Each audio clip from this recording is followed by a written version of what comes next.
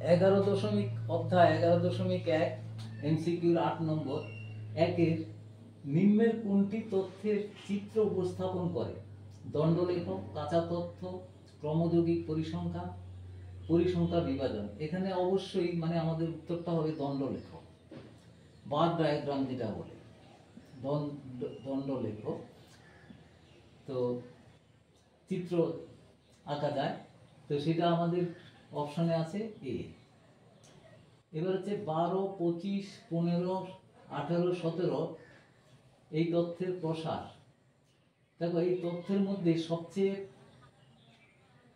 বড় সংখ্যাটি হলো, আমরা খুঁজে দেখছি 32, আর একদম ছোট সংখ্যাটি হলো খুঁজতে হবে 6। তাহলে আমাদের এখানে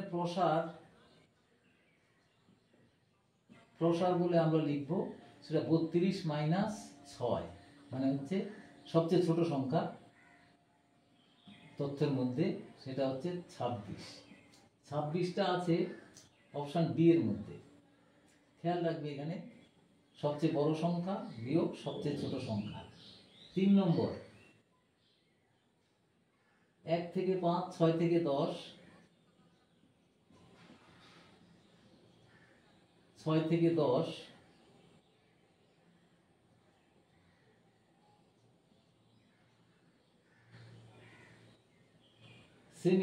শ্রেণী দৈর্ঘ্য কত? শ্রেণী দৈর্ঘ্য অ্যাকচুয়ালি এটা শ্রেণী দৈর্ঘ্য করতে গেলে শ্রেণী সীমানা যদি আমাদের করতে হয়, শ্রেণী সীমানা তৈরি করতে গেলে এখানে 1/2 মানে হচ্ছে 0.5, এই ডিফারেন্স হচ্ছে 1, তাকে 2 দিয়ে ভাগ করে 0.5। শ্রেণী সীমানাটা হবে, প্রথমে হবে 1 থেকে বিয়োগ 1 - 0.5, আর আরেকটা হবে 5 + 0.5, আর এটা হবে 6 - 0.5, আর এটা হবে 10 + 0.5। তার মানে দাঁড়াচ্ছে কি, তাহলে সংখ্যাটা দাঁড়াচ্ছে 0.5 আর 5.5, আর এটা হবে 5.5 10.5। এ হলো শ্রেণী সীমানা।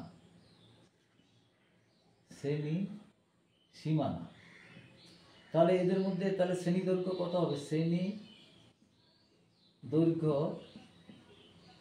ইকুয়াল টু হচ্ছে 5.5 - 0.5 সমান হচ্ছে 5। এখানে 5টা কোথায় আছে? Option B.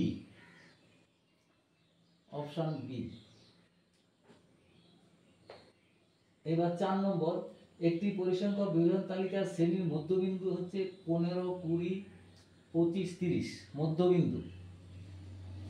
মধ্যবিন্দু হচ্ছে 15, 20, 25, 30। তাহলে শ্রেণী দৈর্ঘ্য, তাহলে এখানে বোঝা যাচ্ছে শ্রেণী দৈর্ঘ্য 10। শ্রেণী দৈর্ঘ্য বিয়োগফল বোঝা যাচ্ছে 10 এখানে। তাহলে আমাদের উত্তর চেয়েছে যে শ্রেণীর মধ্যবিন্দু 20, এটা এই যে এটার 20, তাহলে 20 যদি মাঝখানে থাকে তাহলে এইদিকে 20 - 5 হলো নিম্ন সীমানা, আর 20 + 5 হচ্ছে উচ্চ সীমানা। তাহলে শ্রেণীটি কি হলো? তাহলে শ্রেণী হলো 20 থেকে 5 গেলে 15, 15 থেকে 25, না সরি, এটা 10 না, এটা শ্রেণী দৈর্ঘ্যটা ভুল হয়েছে। 15, 20, 25, এখানে 5 হবে, তাহলে এটা 5, তাহলে এটা হবে 2.5 বাদ দেবে, এখানে 5/2 ইকুয়াল হচ্ছে 2.5। তাহলে শ্রেণী দৈর্ঘ্য হবে 2.5, আর এটা হবে 2.5 যোগ, তাহলে শ্রেণী সীমানাটা হবে 17.5, আর এটা হবে 22.5। তাহলে এটার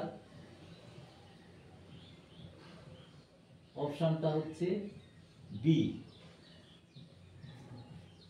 এরপর হচ্ছে 5 নম্বর, একটি পরিসংখ্যক বিভাজন তালিকার শ্রেণীর মধ্যবিন্দু 10, প্রতিটি শ্রেণীর দৈর্ঘ্য হচ্ছে 6, শ্রেণী দৈর্ঘ্য হচ্ছে